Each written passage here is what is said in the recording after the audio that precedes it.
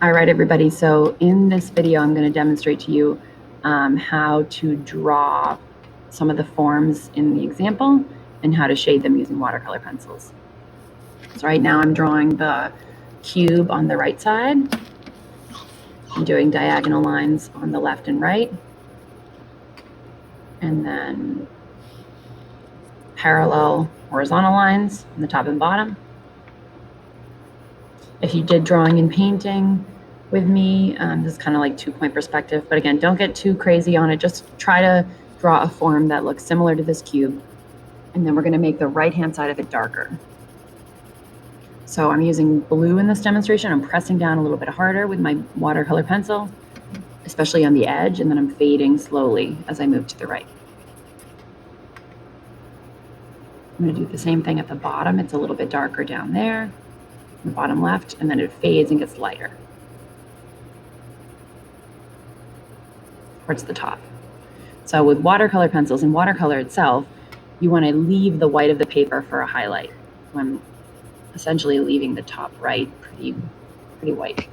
The top part of the cube in this example, I'm making darker along the edge and then having it fade slowly.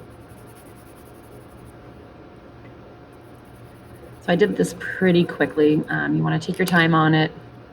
Use the full remote block. And I'm going in with a little bit of black to make some shades. We talked about tints and shades in the color wheel. Shades of a color are adding black to it. I don't have to go crazy, just a little bit, especially on the edge.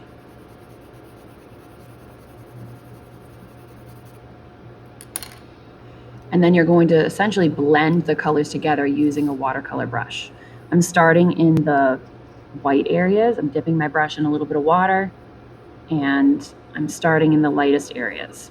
Don't use a whole lot of water. If it gets too watered down, it's just going to kind of drip everywhere. Then I'm going into the darker values with my watercolor brush. Now, the trick with watercolor is you can't touch different areas together or they're going to just drip into each other and you're going to lose all the value. So if you notice, I'm going to leave the top edge. I'm going to basically leave like a stripe in between the where the cubes connect, and I'm going to let it dry and move on to my next form. When it's completely dry, you can go back and kind of make sure it's completely filled in, but right now I'm leaving some space between the watercolor areas so they don't just drip into each other.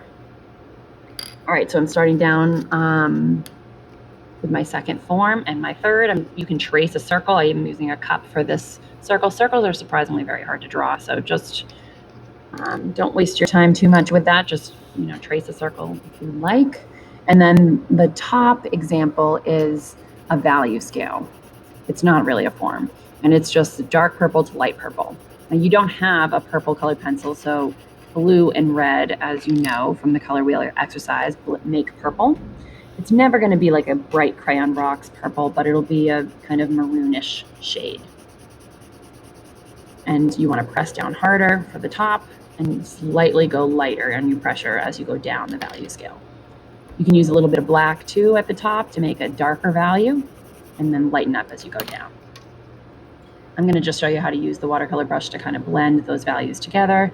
There's no perfect way to do it. This exercise and all the remote exercises are really about just practicing and getting comfortable with the materials. So when you feel ready, your turn. Upload your work when you're done at the end of the remote block. Don't wait to do it. Do it as soon as you're done so that you can get credit for today's remote assignment.